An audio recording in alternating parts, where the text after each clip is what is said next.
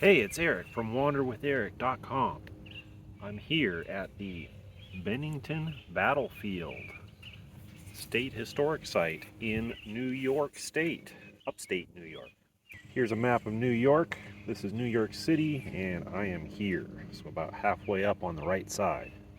This is a historic site where in August 1977, militiamen from several states commanded by General John Stark defeated British forces en route to Bennington to capture supplies and horses. This is a place where real Revolutionary War history took place, and I can think of no place more appropriate to be on the 4th of July, America's Independence Day. Let's check it out.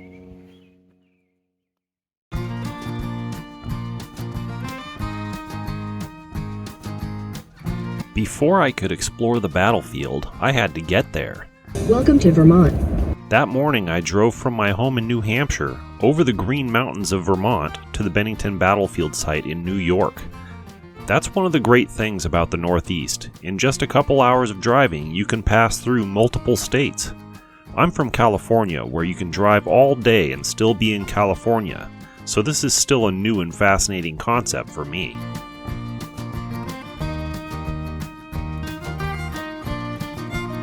This is normally a really nice drive over these mountains, but on this occasion, major road construction was underway and the rough surface felt like it was literally shaking my truck apart. Ouch!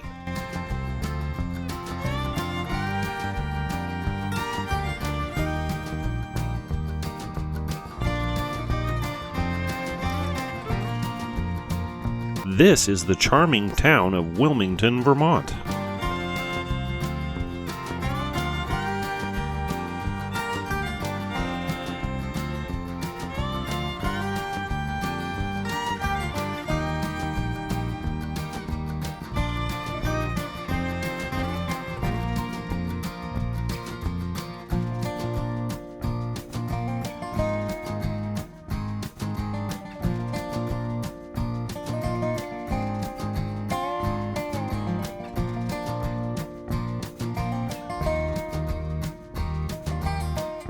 On the left is the campground where I'll be staying tonight.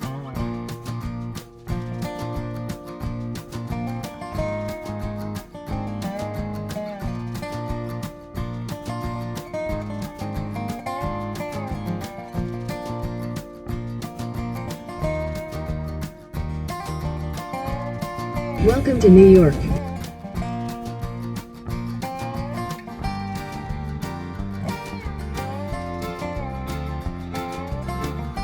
I have arrived at the Bennington Battlefield.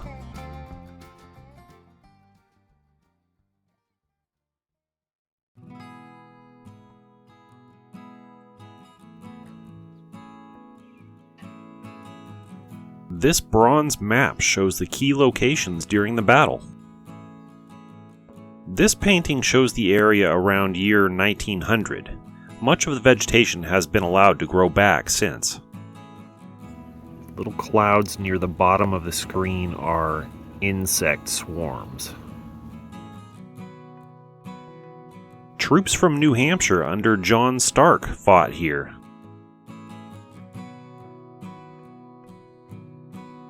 As well as Vermont troops under Seth Warner.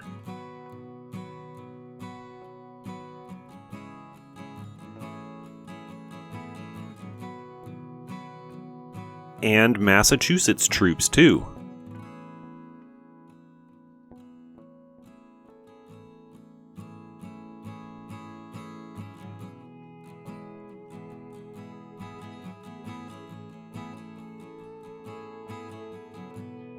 Hessian troops under British command tried their best to fend off the Americans from this location.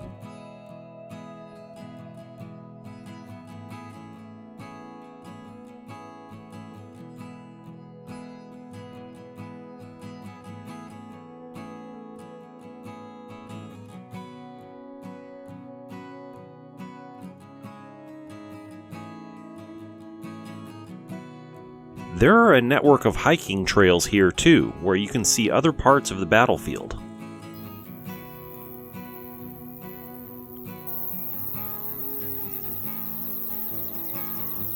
This is the view the Americans would have had as they were rushing up the hill towards the British positions. Nowadays, you can picnic in the spots where Revolutionary War soldiers fell.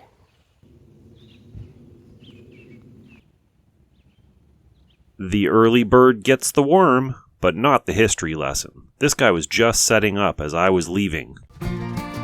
And now, back to Vermont.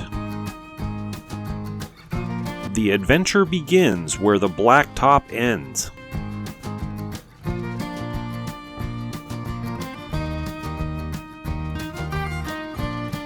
An icon of the American Northeast, the covered bridge. This one was built in the 1830s.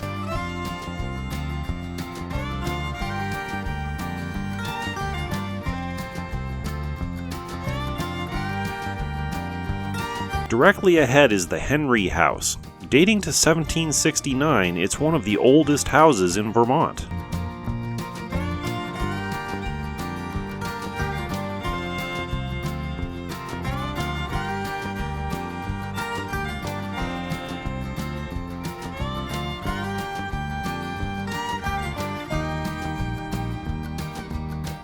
Wow, there it is, the Bennington Monument.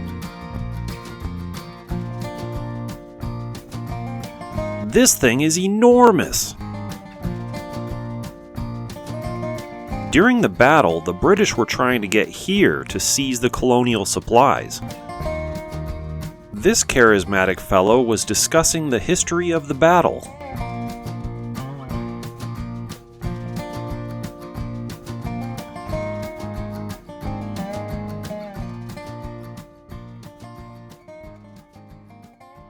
But this is a very unique map because it's probably one of the first maps that was made, and it was made for the defense of Burgoyne. So Burgoyne surrenders the first army in world history as a result of the Battle of Saratoga, and King George considers him persona non grata and won't even court-martial him. Won't let him tell his story or defend his honor. So what does Burgoyne do? He court-martials himself in the form of a book.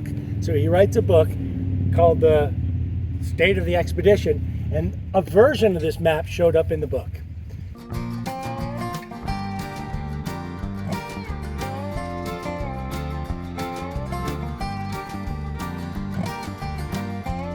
Here's a statue of the previously mentioned Seth Warner, one of Vermont's Revolutionary War heroes who figured prominently in the battle. The monument sits in a circular park which allows the obelisk to be viewed from every angle.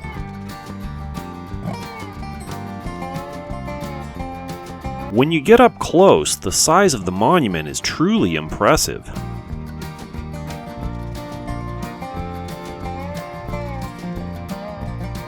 To enter the monument, I had to buy a ticket in the gift shop for $5.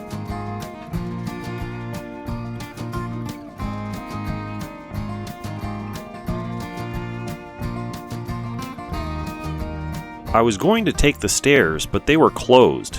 Instead, I took a look around the small museum on the ground floor while I waited for the elevator. This diorama is similar to the ones I saw in the New Hampshire State House. I wonder if it was made by the same artist.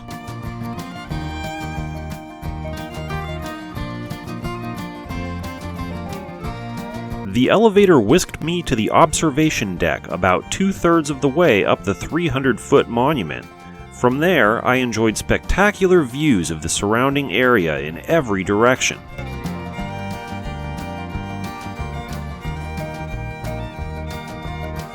This must be the stairwell. It goes up another 100 feet.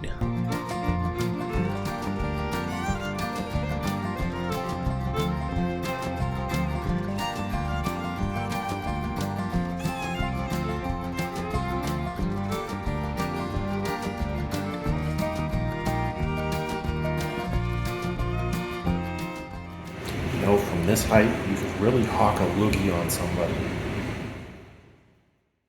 When I got back down, they were gearing up for some Independence Day festivities.